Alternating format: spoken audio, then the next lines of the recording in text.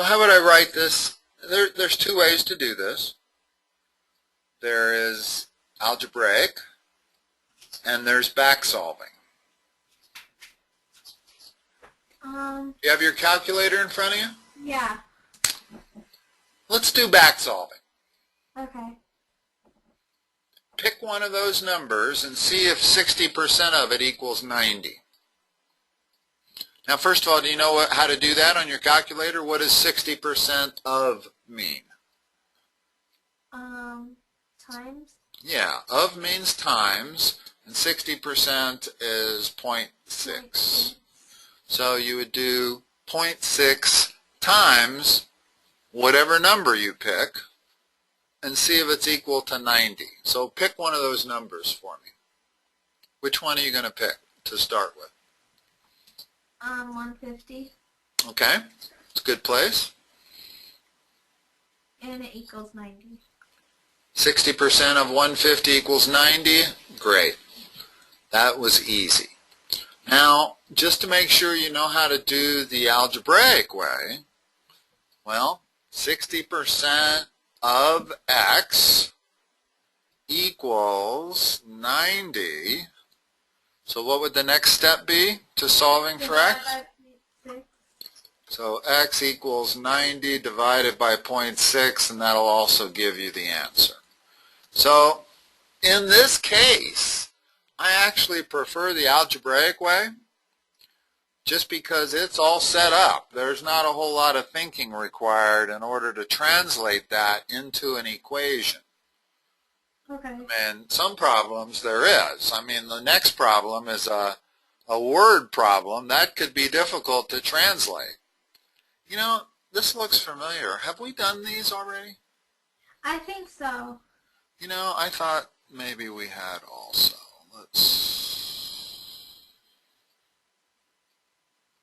I don't believe we've done 20. I'm almost positive. I don't remember 20. And I don't believe we've done 19. But I seem to remember doing 18 because the cost of one drink, we had to define our variables, and I said let D equal the cost of a drink and P equal the cost of popcorn.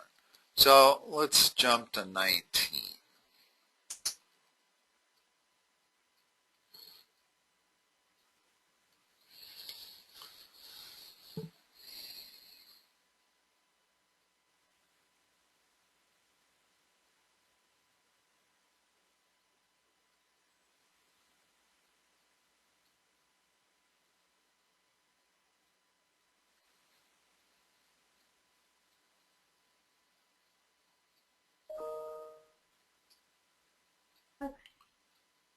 So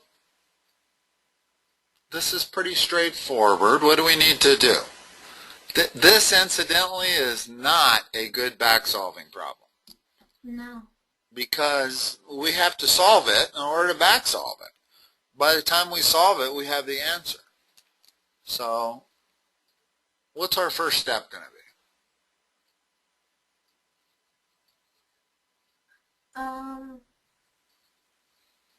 If you go into the store and you want to buy two things and they're both priced at $8.99, what's your cost before they add sales tax?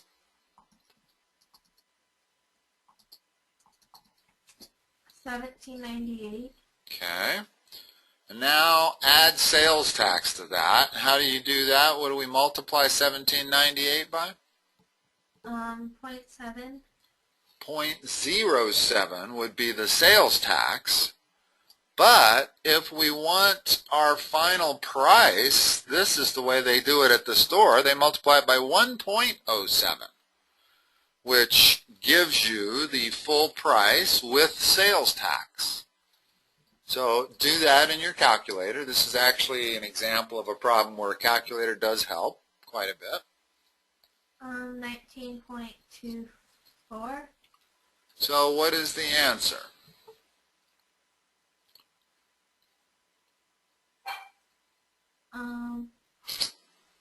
If you had 20 $1 bills in your pocket, but you had some exact change, then you didn't want to get rid of all $21 bills. You wanted to pay 19 plus exact change. What would the exact change be?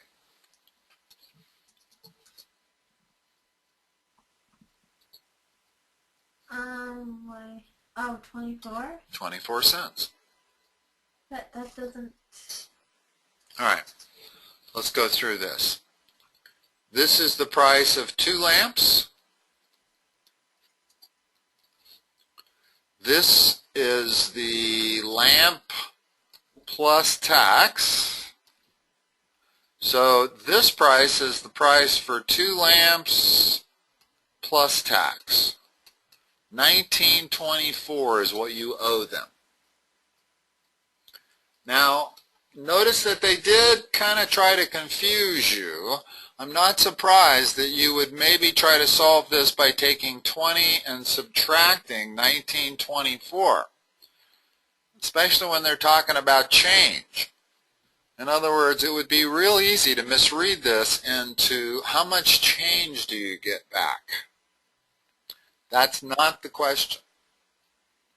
If the question was what's your change, you're going to get 76 cents back, right? Yeah. But notice that's not what they said. How much will you need in coins if you want to have exact change ready? Well, you'd give her 19 of your $1 bills and you'd give her 24 cents in exact change.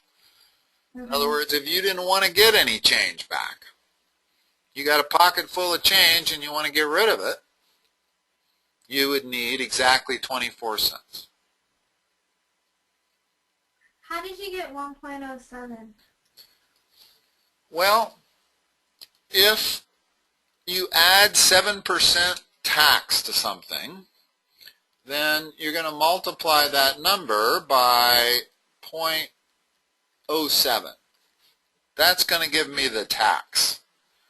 Okay, that equals $1.26. So that's my tax. So I can take $17.98 and add $1.26 to it, which is an extra step, or I can just multiply the price of the units times 1.07, and that will give me the combined price with tax. Oh, okay. Okay. In other words, if there was no tax, I would multiply it by 1.00, and my final price would be $17.98. If there was a 1% tax, I could multiply it by 1.01. Well, that makes sense. Yeah, it's not something you really have to know. What you really have to know is that you would take the price of the lamps, multiply it the hard way, would be to multiply it by the tax. That gives you that. And then you add the tax to the price of the lamp, and you get $19.24. So that's what you owe the stores, $19.24. But then you have to be very, very careful to read this question properly, because it would be really, really easy to misread this. All right.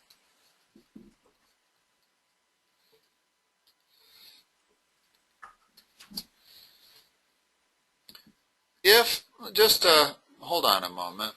Let's go back to that principle.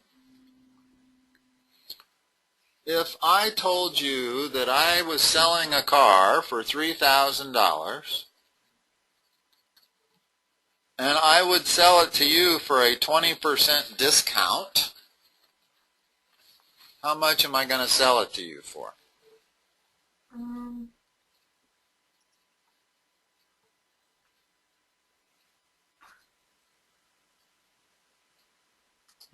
What's your process? Tell me what you're doing in your head. I was going to multiply it by 1.20. Okay, now remember, this is a discount, not an add. Oh, okay. So you got the right idea, but it's not 1.20, it's 0.8.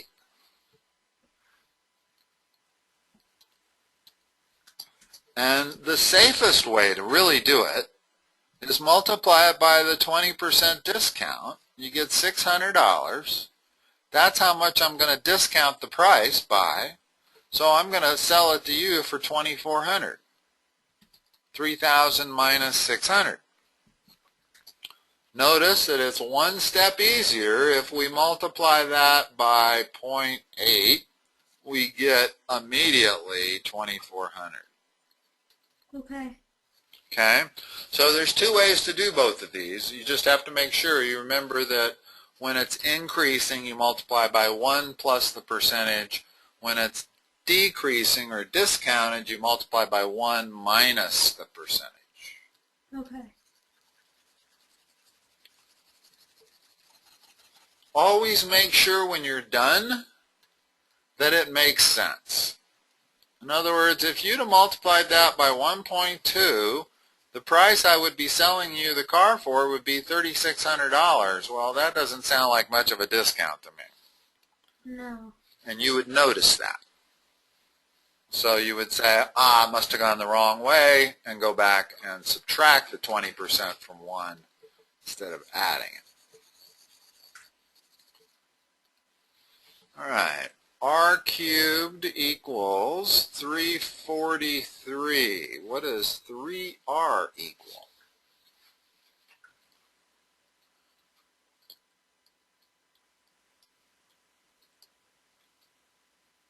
Do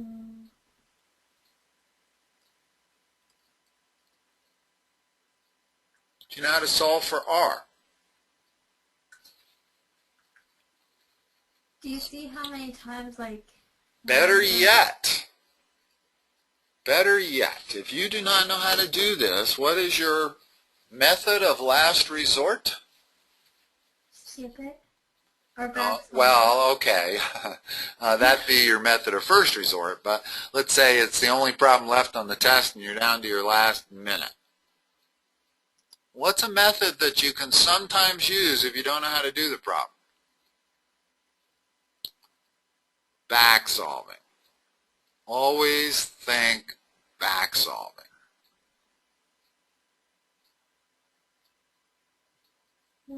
What number would you pick for 3R?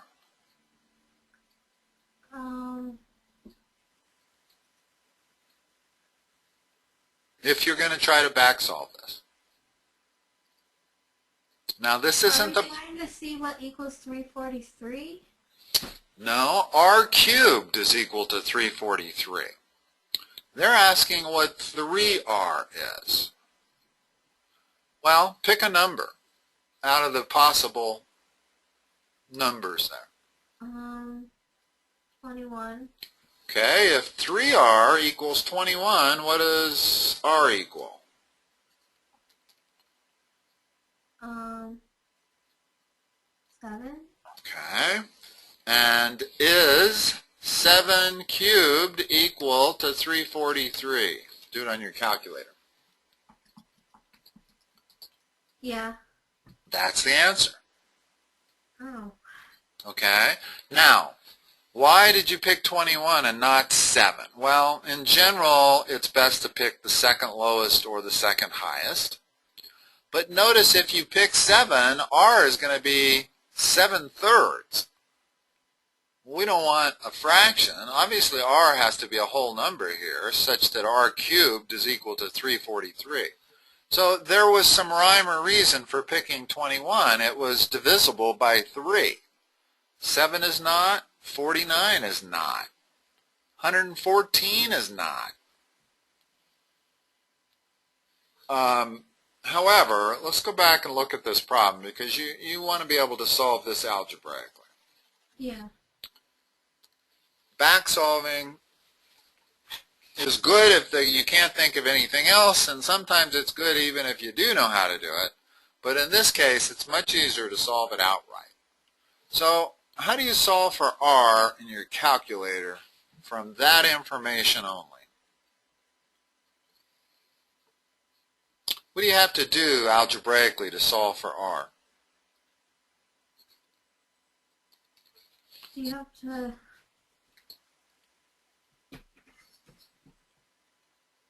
have to take the cube root, right? If it was R squared, you'd have to take the square root.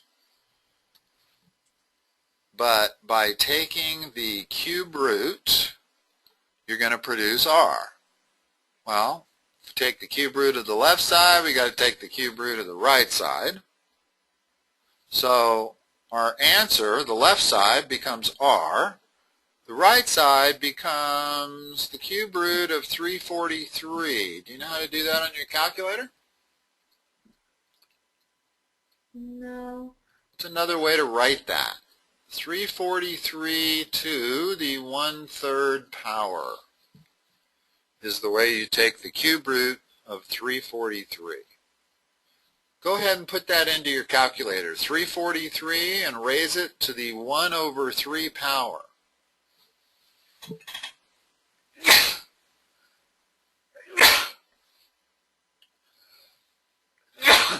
Excuse me. 7? Yeah.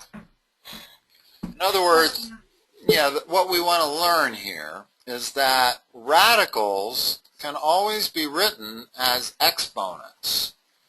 In other words, square root of 4, well, I'm sorry, square root of 4, we know what that is, but I could write that this way, 4 to the 1/2, which of course is equal to 2. But when you have a hard one, like the cube root of 343, this is hard to put into your calculator. There actually probably is a cube root function if you know where it's at, but it's much easier to convert it to exponential expression. That's equal to 343 to the 1/3 power. This is always the root. This is the exponent.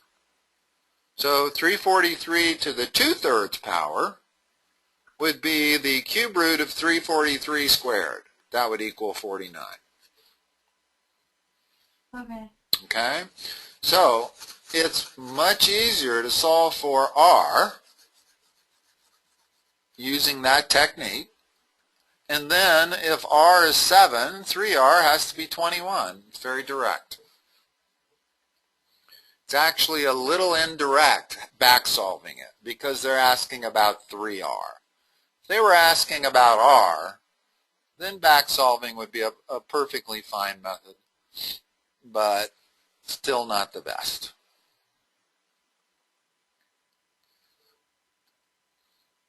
Okay, they want you to put these three numbers in order from least to greatest.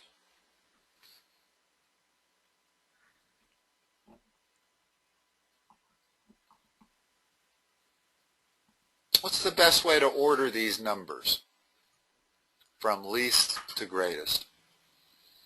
Would it be 7/3 pi 9/2? Well, what's the best way to figure it out? How do we compare these numbers? How do we compare pi with 7/3? How do we compare 7/3 with 9/2? Well, I just divided 7 divided by 3 and get a decimal because I know pi is That's what I'm trying to get, is convert each one of them to decimal. So 7/3 is what? 2.3. 2.33. 9/2 is what? 4.5. And pi is what? 3.14. Now it's easy to rank them. In other words, once you get them all in the same format, it's really a piece of cake. This is the smallest, this is the next smallest, this is the largest. So pi goes in the middle, and B would be the right answer.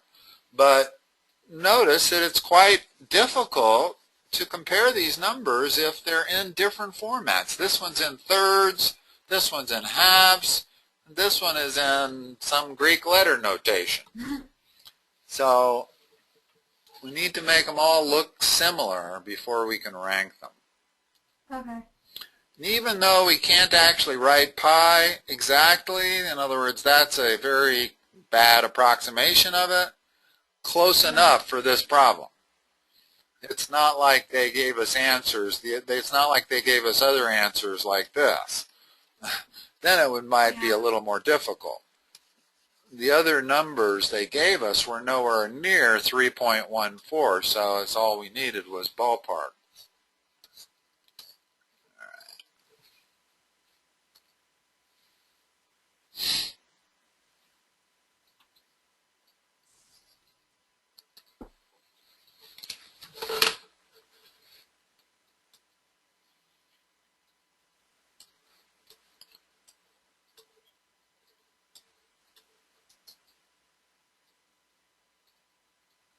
I think I'm going to make it just a tad smaller.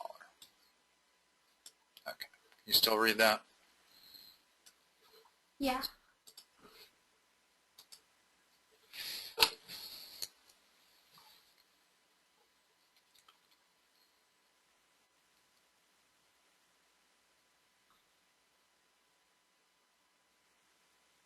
Couldn't you back solve it?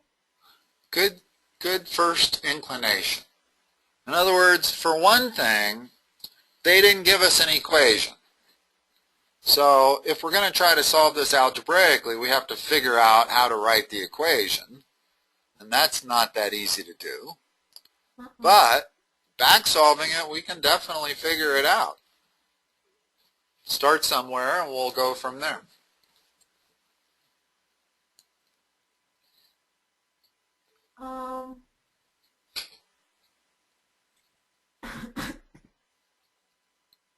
Could you do 3?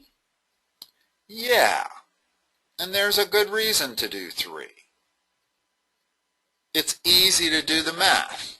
It's not so hard to do the math on 1 1/4. It's not so easy to do the math on 1 1/2. And there's really not much rhyme or reason. It's always just as correct to pick the second highest as it is the second lowest. So yeah, I'm going to pick a number that is easy to do the math. So what would 3 give us?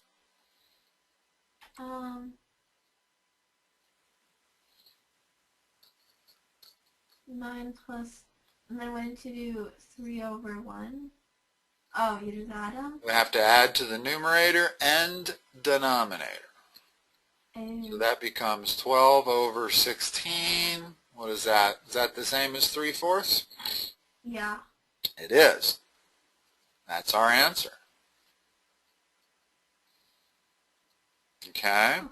Now, the algebraic way is, first of all, define your variables. X equals that number. So it would be 9 plus x over 13 plus x equals 3/4. And then to solve for x, we would just what?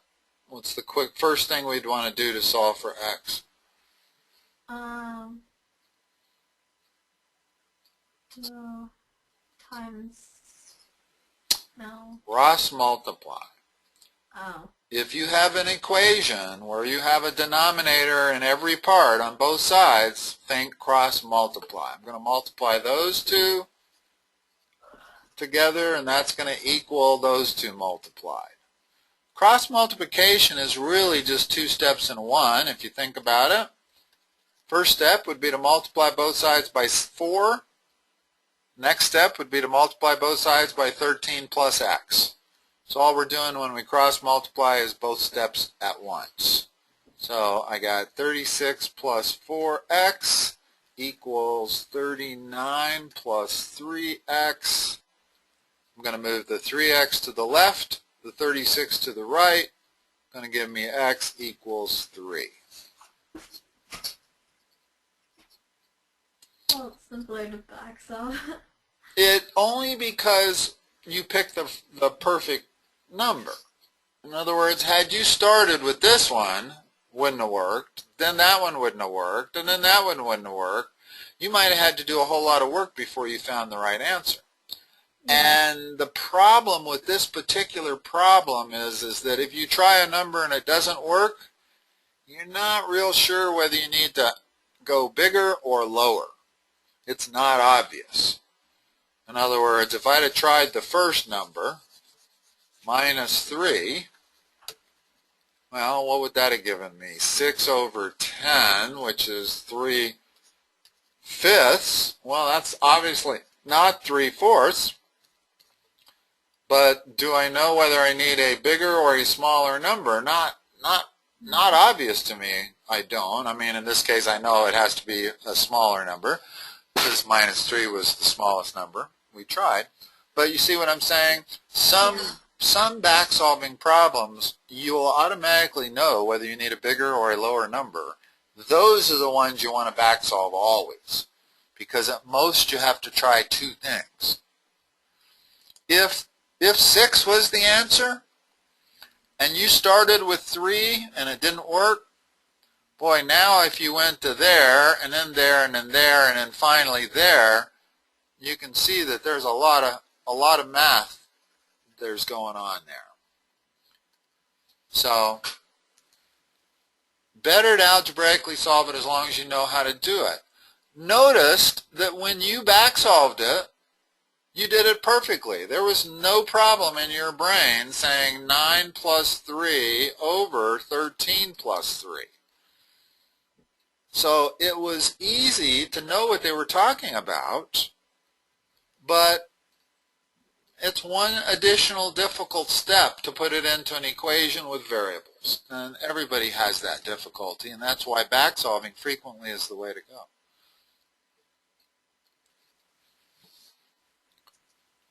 It's the slope joining those 2 points. 2 points make a straight line.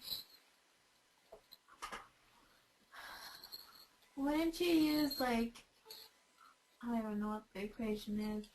Like, What's the... y1 minus y2 equals m. Well, you're close. Let's start with slope. What is slope? mx plus b. It's rise over run. In other words, when you go 10 years from now to remember what slope is, this is what you're going to remember. Now, let's translate that. Well, what is the rise? That's the change in the y, right? The run is the change in the x. Well, what is the change in the y? That's y2 minus y1. The change in the x is x2 minus x1. So there's the formula for slope.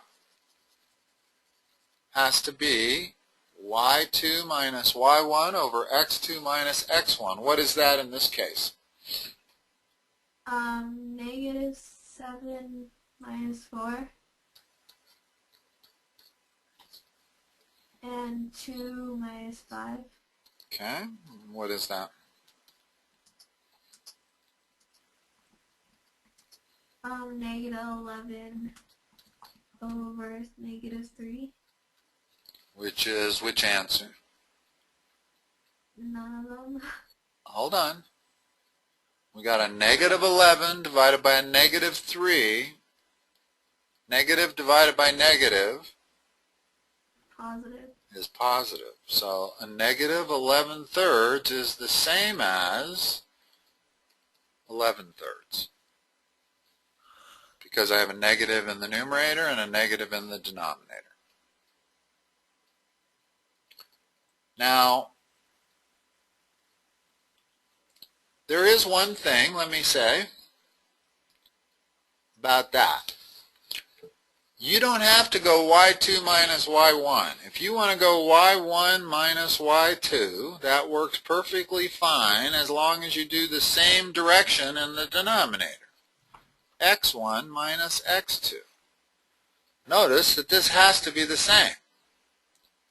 Well, if we use this, we don't deal in any negative numbers at all.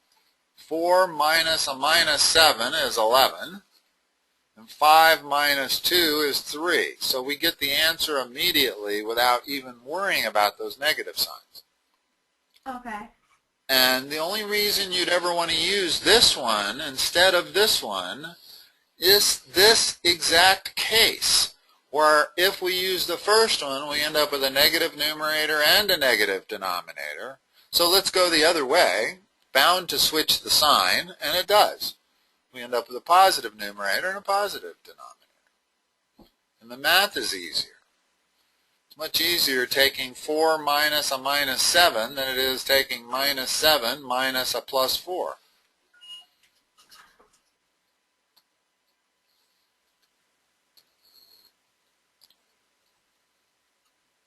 Alright, now we're starting to get into some of the more difficult problems. Notice we're getting up to 24. If P is the greatest prime factor of 38, and F is the greatest prime factor of 100, then what is P plus F? So we're going to have to figure out each of these individually.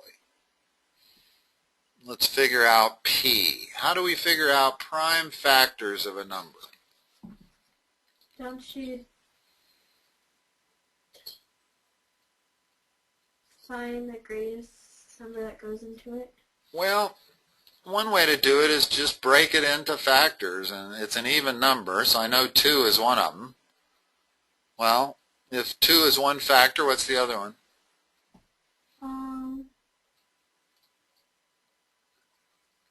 What's 38 divided by 2? 19. Okay. Is 2 prime? No. Actually, it is. It means I can't take it down anymore. Oh. That's what prime means, is we can't factor it anymore. I mean, it factors into 2 times 1, but it doesn't factor into 2 other numbers. Does 19 factor into 2 other numbers?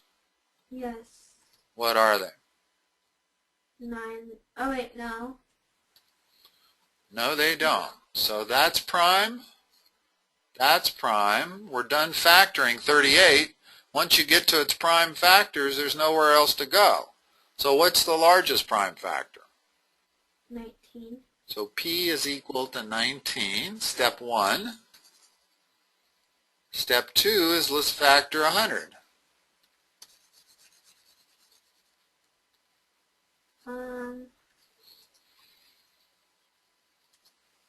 Wouldn't it be 50 and 2?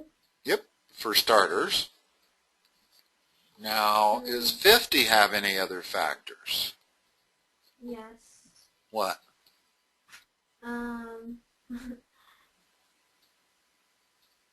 2. And? 25.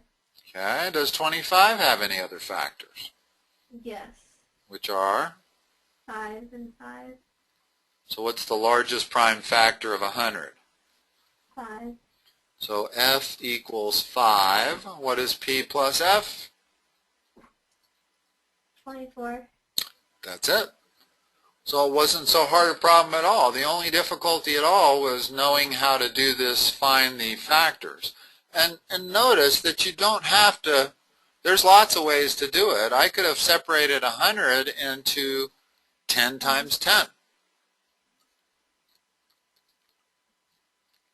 Okay, now when we factor the 10, we get 5 and 2. We get 5 and 2 up here. Well, now we know the highest prime factor is 5.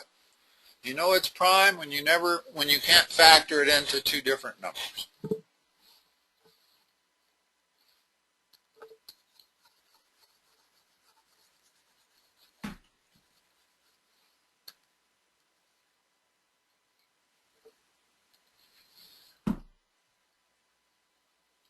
All right.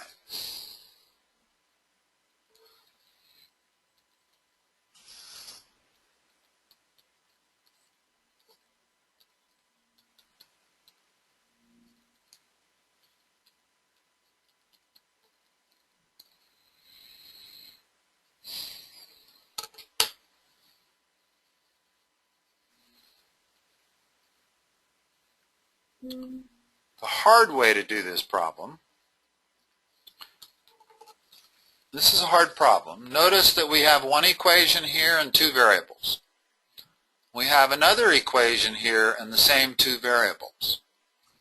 That means we can solve for t and we can solve for v.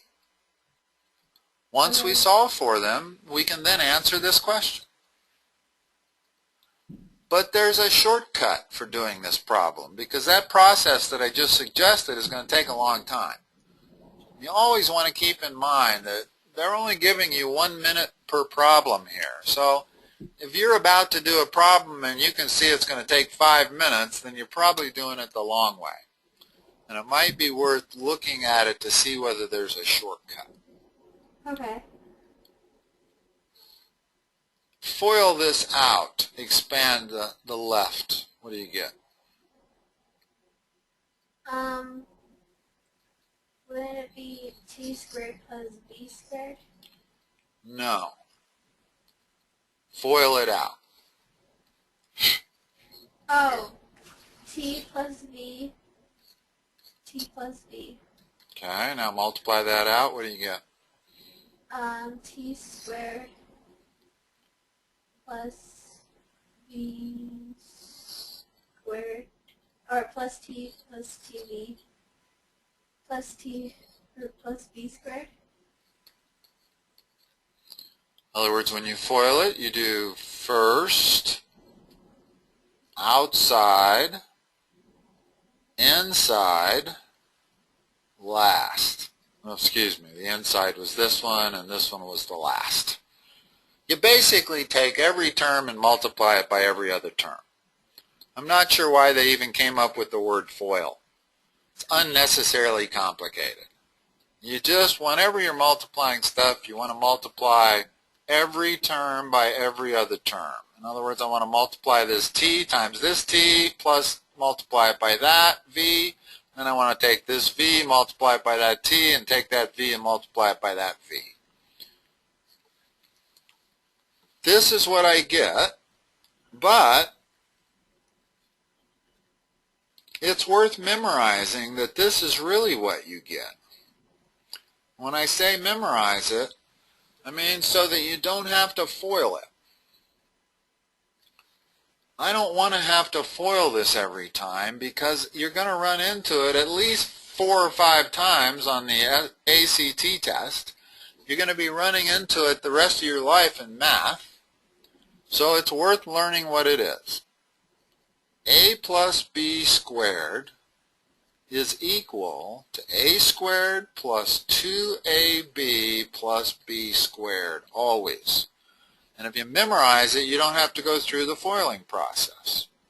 Now let's look at a minus b quantity squared. Very similar, except a negative sign in the middle term. It's the only difference. By memorizing both of these, you can save yourself a whole lot of time and a whole lot of effort, and it's going to make problems like this much easier to do just because of the way they asked it. Okay. Okay, so if I know this, then I know the t plus v quantity squared. That t is a and v is b, so I know immediately that it's that. Okay. Okay. Let me erase this. Now look what happens when I know that.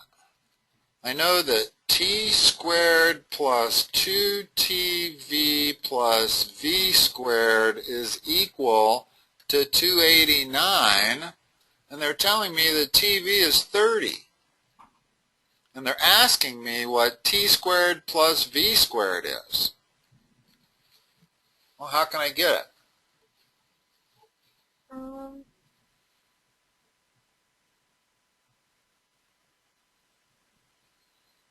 By squaring it? No, if I take the information they've given me, that TV equals 30, then I can substitute that 30 right there. Now, notice what I got left. I got t squared plus 60 plus v squared equals 289. What does t squared plus v squared equal?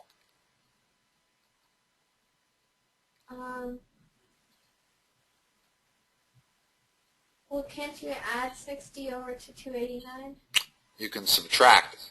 Or subtract, sorry. You're always going to do the opposite, remember that. If it's being added on the left side of the equation and I want to move it to the right side of the equation, I have to do the opposite. I got to subtract it. Exactly. That leaves you with t squared plus v squared. We don't have to solve for v or t. So all we got to solve for is t squared plus v squared. 229. And that's a much easier way to do the problem rather than the first way where you actually do have to solve for t and v. But it's hard to notice this unless you're very, very much familiar with what t plus v quantity squared gives you. It gives you this plus a middle term. Well, the middle term is very similar to TV. It's two TVs.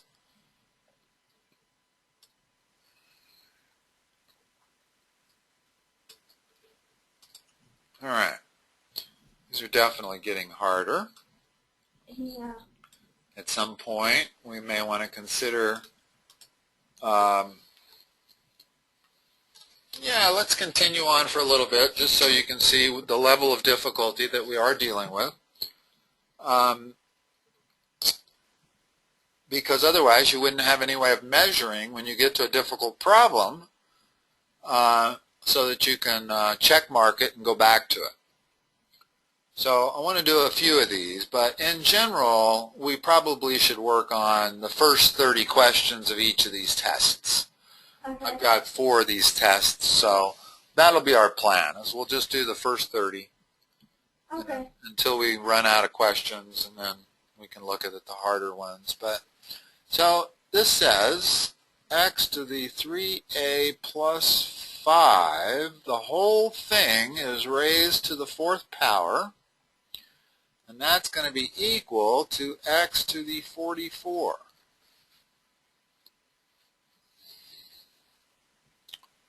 What is the left side simplified to?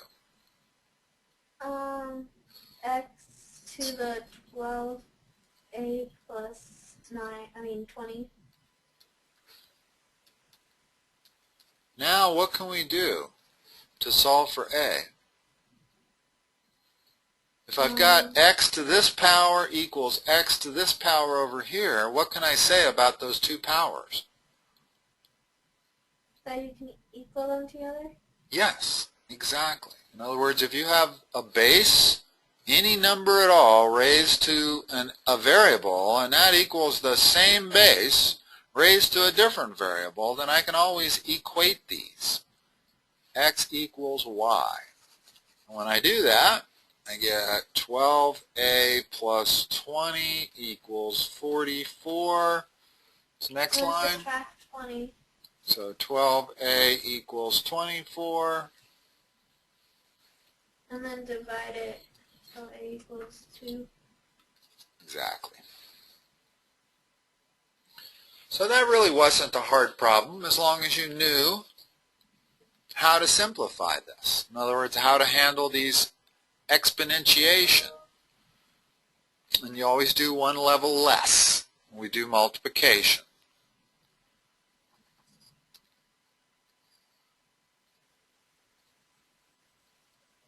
Have you had logarithms yet?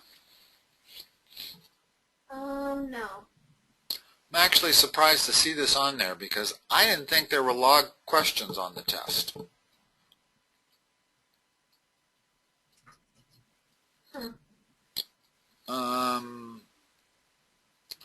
It seems like I have run into log questions various before, probably here, and I'm pretty sure that there are no log questions on the test, so I don't know what this question is doing on here. I'm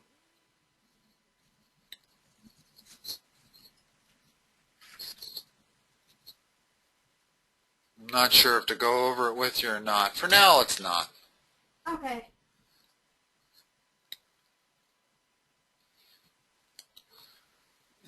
There'd be quite a bit I would have to teach you about logs to be able to, not really a lot, but a little bit.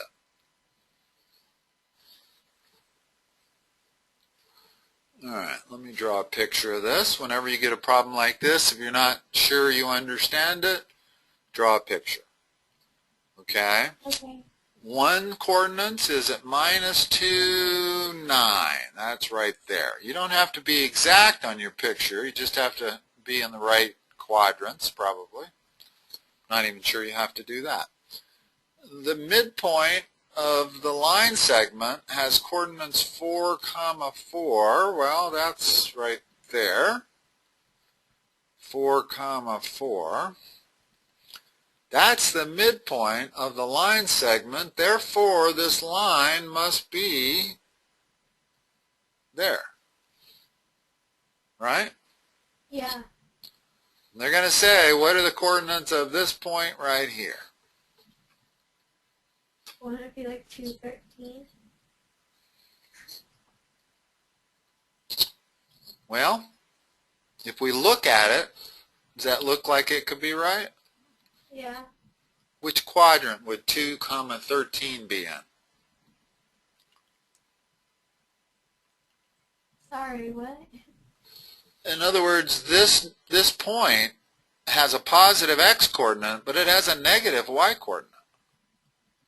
So it can't be 213. In fact, it has to be a number greater than 4 on the x, because it's to the right of this point. Okay. How much further to the right is it?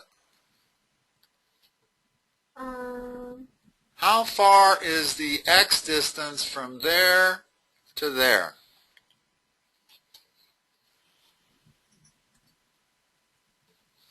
Like 4?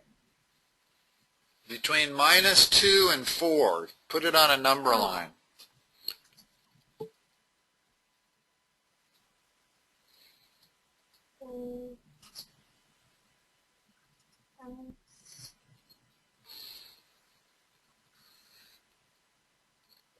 There's 0. 7. -2. There's 4. How many units do we have to go to get to 0? 2. And how many more units do we have to go to get to 4? 4. Okay, so that's 6 units long. Okay? The other way to do it would be to subtract the two numbers. -2 minus 4 is -6. Well, we don't care if it's minus. We just want to know how far is it between here, because it's the same distance between here and here. So what is the x coordinate here? -6. It's got to be 6 units to the right of 4. Oh, to the right of 4? Uh-huh. Look, So 10? 10, exactly. Okay. Now, how many units is it to get from 9 to 4? We're going to look at this distance here from there to there. So it's 5 units? Yeah. So we want to continue going 5 more units in the same direction, down. The first time we went up 6. To get from -2 to 4, we had to increase by 6. So we continued to increase to get to 10. Well, in this case, we're going 9 minus 5 to get to this. So I got to subtract 5 more off. What do I end up with? 1. Minus 1. Yeah. In other words, 4 minus 5 is -1. Okay?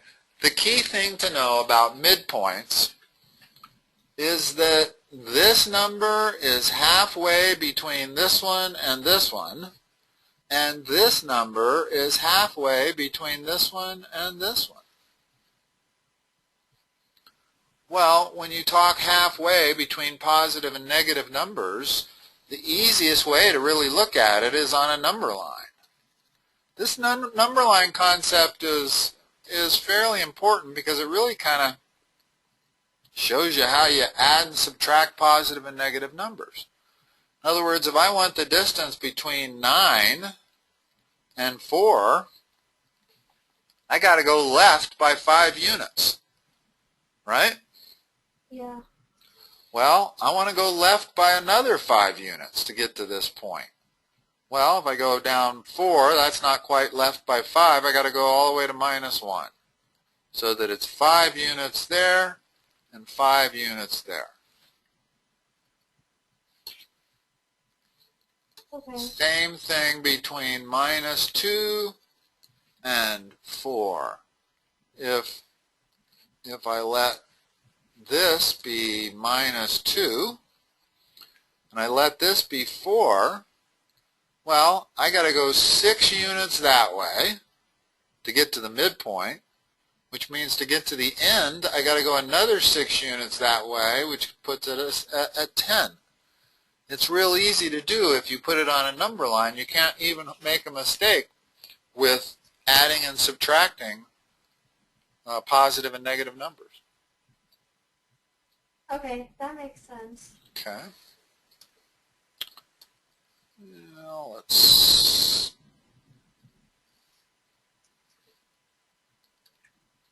see how hard these actually are. Hold on. Yeah, okay, good. I'm glad we're looking at them because we're going to see some trig. I do want to teach you the trig because I know for sure there are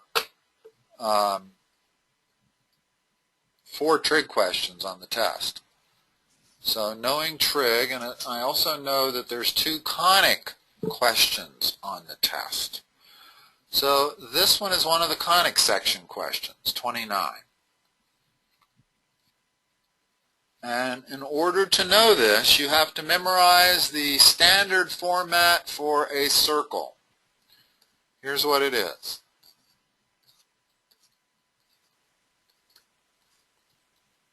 In other words, if you want the equation of a circle,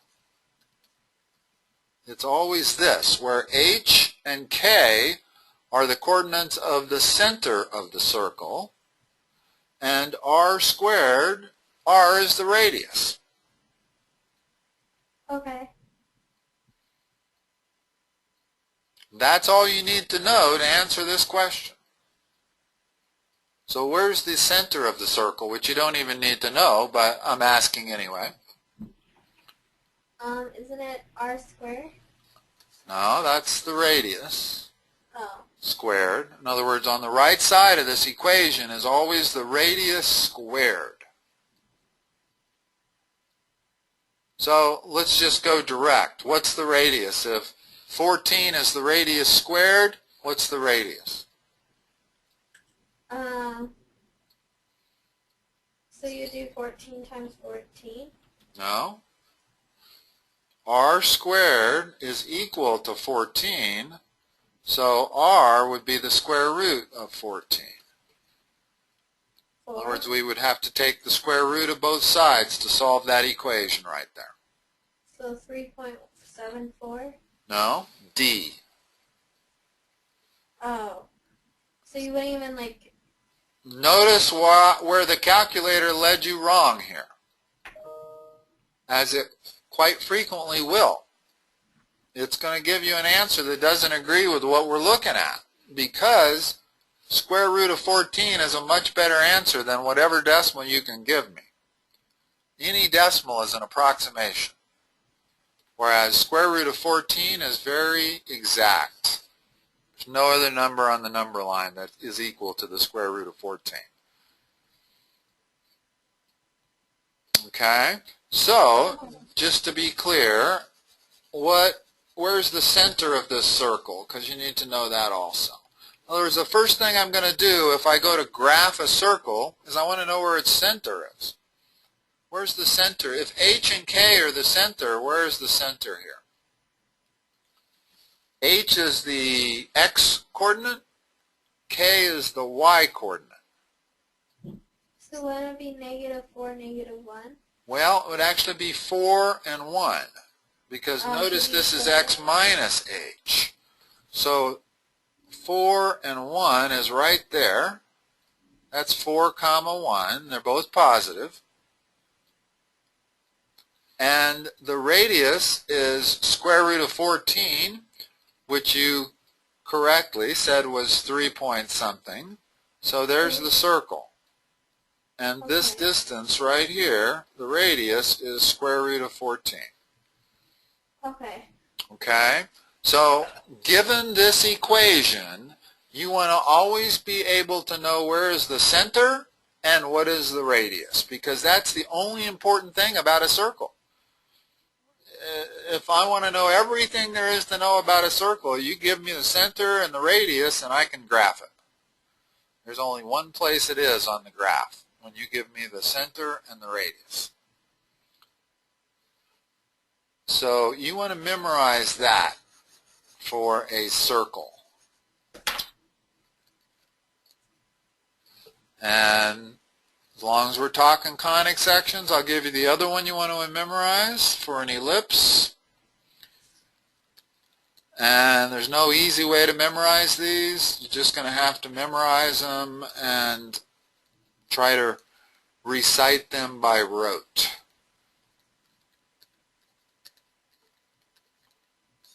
This is for an ellipse. Notice it's different a little bit. The numerator is the same, and H and K continue to be the center of the ellipse. The difference is this A and B. When you have an ellipse, you actually have a long radius and a short radius.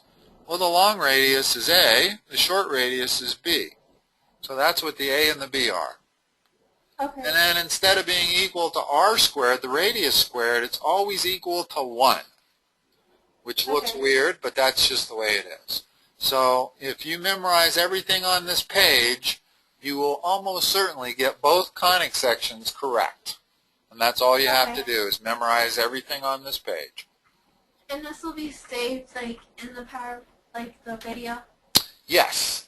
I will process this. It'll take a few hours, so it'll be this evening. And I'll post it on that same page. So that link that I sent you, or I sent your mom, or whatever, is the way to see these. Okay. Okay? All right. Sounds good. Lauren, I will talk to you next Monday, same time? Yeah, except my mom wants you, she wants to pay you. Okay. I can send her an invoice. I'll send it to her email. I think I have that email. Yeah, it's like Kay Gillis. Yes, I'm sure I have it. But yeah, it's going to be 32 times 2. Each session, each hour online session is $32, so it's $64. And she can mail me a check, or she can pay me by PayPal. If she wants to pay me by PayPal, just have her send it to my email address. That's my account name at PayPal. Okay. Okay? All right. All right. I will talk to you next week. Bye-bye. Bye.